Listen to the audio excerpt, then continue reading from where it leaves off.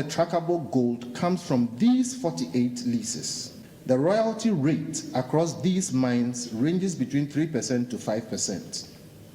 In 2 years only, the total royalty received amounted to $430 million. That is $200 million in 2020 and $230 million in 2021. Therefore, it stands unconscionable why Ghana seeks $500 to $750 million for half of the royalty streams in perpetuity and diverts the critical resources from the budget and, by extension, development financing into the Agyapa structure, which is buried in secrecy and domiciled in foreign jurisdictions. We live dangerously if we pretend not to notice these developments. What a collateralization simply means is spending your future earnings today. And when you do that, you deny future governments of revenue and the means by which they can handle the country.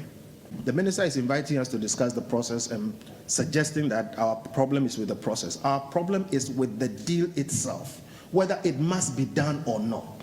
And we have looked very hard, and we are clear in our minds that the minister has not been able to explain to anybody why it must be done.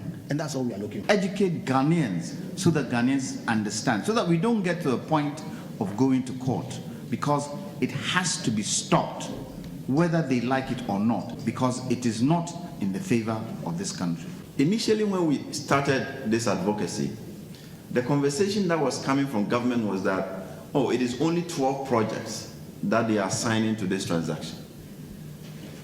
Then you go into the transaction document itself, and you realize that we have signed up to give 48 leases to Agyapa.